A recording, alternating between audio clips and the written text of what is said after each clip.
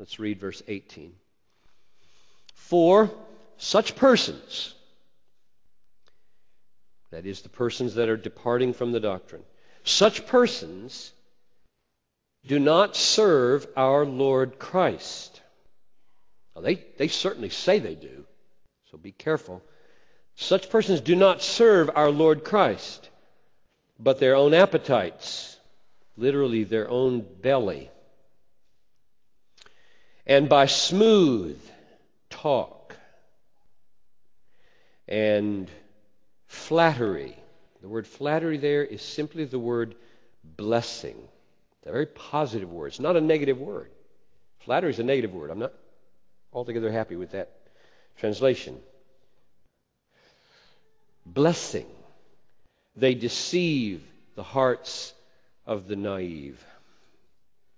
Let's take them in reverse order. The second reason for why it's so important to watch out and to withdraw is that by smooth talk and flattery, they deceive the hearts of the naive. So flattery there means they come across as blessing. They're bringing a blessing with this new teaching. It's blessing. It's not presented as a problem. It's presented as a blessing. And the word smooth talk doesn't have to imply manifestly slippery. Like, you can read that a mile away. Right? This guy's slippery. It doesn't have to mean that. It can just mean pleasant, plausible, kind speech. So, you got a speech that is totally winsome, espousing falsehood. Now, this we need to be aware of. False teachers in the church do not get a following by being mean-spirited and harsh. They get a following by being nice, kind, gentlemanly, fair-minded, humble. That's what this is saying. So if you have your antenna up for bad guys, what are the bad guys? Mean and ugly and harsh, and you're not going to spot them. Let me give you two examples from history. History is safer than present day. Arius died 336 AD, and Socinus died 1604. I'll just read you descriptions of these guys from men who've written extensively about them. Here's a quote from Parker Williamson on Arius. He was a bright, energetic... No, you don't know these guys. They both denied the deity of Christ. They're both acknowledged by all Christians to be heretics. Virtually all Christians. So it's not like I'm picking out some small little error here. These guys are major deniers of the deity of Christ. And all Christian history has put them in the category of heretics. So here was a bright, energetic, attractive fellow, the kind of citizen whom any Rotary Club would welcome, singing sea shanties in dockside pubs and teaching Bible stories to the Wednesday night faithful. This was an immensely popular man. His story reminds us that heresy does not bludgeon us into belief. We are seduced. Then a word about Socinus. He was a gentleman. His morals were above reproach, and he distinguished himself by his unfailing courtesy.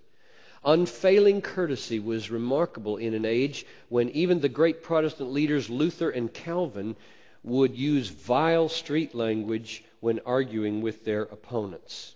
So this guy was ahead of Luther and Calvin in the gentlemanliness of his language. The implication of this is that it is seldom, almost never, a popular cause to resist a false teacher because they're always nice. And you look like an ogre at the denominational meeting or at the elder meeting or wherever you go. You are an ogre. Can't you see this is a very nice man? Watch out for them and avoid them, Paul says. Though they are smooth and winsome and are delivering their teaching as a blessing.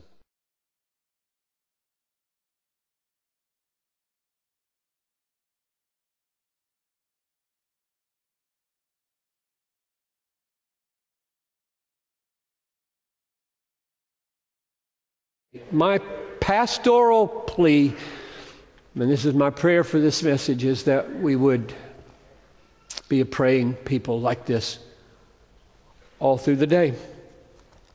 Convey your heart to God over and over. Let it be the way you begin and end everything.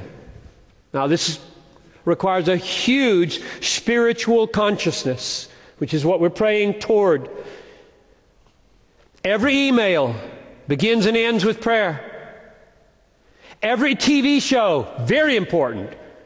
You start praying when you watch it, you end praying when you watch it, you may never watch it again. Every car ride, start prayer, end prayer. Had a missionary friend, worked in Afghanistan, said if you didn't do this, you had a wreck every time. Not quite that bad in America, but it's a good idea. Every phone call, start with prayer, end with prayer. I'm talking 5-second prayers here. God help me. I want to be an honor to you on this phone call. It's going to be tough. Bang, that's all. You start it, you end it with prayer. Every conversation starts with prayer, ends with prayer. Every shower starts with prayer, ends with prayer. Every night's rest starts with prayer, ends with prayer. Every meal starts with prayer, ends with prayer. Sometimes out loud, doesn't matter. Everything you read starts with prayer, ends with prayer. Get on my running machine in the morning 3 times a week. Put on some preacher from the internet. Pray, God, guard me from error. Teach me the truth. Correct me. Shape me. Mold me. Boom. I'm into running and listening. But not without Him. Nothing's automatic here. Be in communion with God continually. My wife, Noelle, there she is, complains to me that when I call her on my cell phone, I don't hang up. And so I put it back in my pocket with the phone on. And she's listening to all these things that are happening. And I think I discovered why, Noelle. You can turn it off at the top here, but when you turn the machine off, the phone stays on. I didn't realize that until just yesterday.